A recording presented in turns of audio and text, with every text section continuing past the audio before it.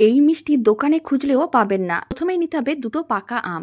আর আপনারা কিন্তু যে কোনো ধরনের পাকা আম নিতে পারেন। এখানে আমি হিমসাগর নিয়েছি। দুটো পাকা আমের খোসাটা বাদ দিয়ে সমস্ত আমের অংশগুলো মিক্সির জারের মধ্যে নিয়ে নিতে হবে। ঢাকনা বন্ধ করে খুব ভালো করে পেস্ট করে নিতে হবে। আমের পাল্প একেবারেই রেডি। এদিকে একটা প্লেটের মধ্যে আমি ৩০০ গ্রামের মতন ছানা নিয়েছিলাম। এবার ছানাগুলোকে খুব ভালো করে মেখে নিতে হবে। ৩ থেকে ৪ মিনিট খুব ভালো করে মেখে নিচ্ছি, যাতে ছানাগুলো একেবারেই নরম হয়ে যায়। প্রায় ৩-৪ মিনিট খুব ভালো করে মেখে নিয়েছিলাম। আপনারা দেখুন ছানাগুলো কিন্তু বেশ নরম হয়ে গেছে। এখন ছানা থেকে কিছুটা অংশ আলাদা করে নিতে হবে। মানে ছানাটাকে ৪ ভাগে ভাগ করে নেওয়ার পরে ১ ভাগ আলাদা করে রেখে দিতে হবে, আর বাকি ৩ ভাগ এক সাইডে রেখে দিতে হবে।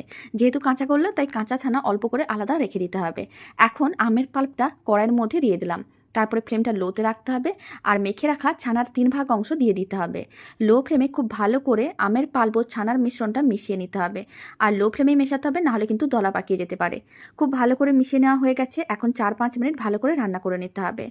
৩-৪ মিনিটের মতন মিডিয়াম টু হাই ফ্লেমে এইভাবে কন্টিনিউ নাড়াচাড়া করে মিশ্রণটাকে কিছুক্ষণ রান্না করে নিয়েছিলাম।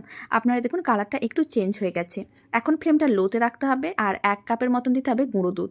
এখানে ১০০ থেকে ১৫০ গ্রামের মতন গুঁড়ো দুধ আছে। খুব ভালো করে লো ফ্লেমে মিশিয়ে নিতে হবে। গুঁড়ো দুধটা কম বেশি করতে পারেন, অল্পও দিতে পারেন বা বেশিও দিতে পারেন। লো ফ্লেমে গুঁড়ো দুধটাও খুব ভালো করে মিশিয়ে নিতে হবে, নাহলে কিন্তু দলা পাকিয়ে যাবে। যখন এই গুঁড়ো দুধটা খুব ভালো করে মেশানো হয়ে যাবে, তারপরে কিন্তু এইভাবে ফ্লেমটা মিডিয়াম টু হাইতে করে দিতে হবে, আর ৫ মিনিট কন্টিনিউ নাড়াচাড়া করতে হবে।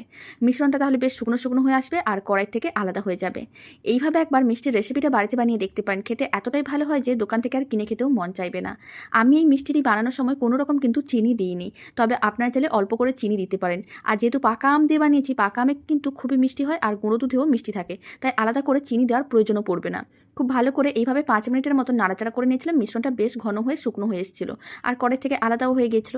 এখন ফ্লেমটা অফ করে মিশ্রণটাকে একটা প্লেটের মধ্যে নামিয়ে ভালো করে ছড়িয়ে দিতে হবে। তারপরে ১ ঘন্টা ফ্যানের নিচে রেখে ঠান্ডা করে নিতে হবে। প্রায় ১ ঘন্টা এইভাবেই রেখে দিলে মিশ্রণটা কিন্তু ঠান্ডা হয়ে যাবে। আর ১ ঘন্টা যখনই হয়ে যাবে, আলাদা করে রাখা ছানাটা, যে ছানাগুলো আমি আলাদা করে রেখেছিলাম, সেই কাঁচা ছানাটা দিয়ে দিতে হবে। আর খুব ভালো করে একসঙ্গে মিশিয়ে নিতে হবে।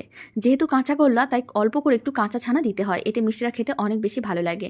খুব ভালো করে মেশানো হয়ে গেছে। এবার কিন্তু এরকমই মিডিয়াম সাইজের অংশ, মানে লেচিগুলো আলাদা করে নিতে হবে। আপনারা চাইলে মিষ্টিগুলোকে ছোটো বা বড় করে বানাতে পারেন। আমি এখানে ঠিক এরকমই সাইজের মিষ্টিগুলো রেডি করছি।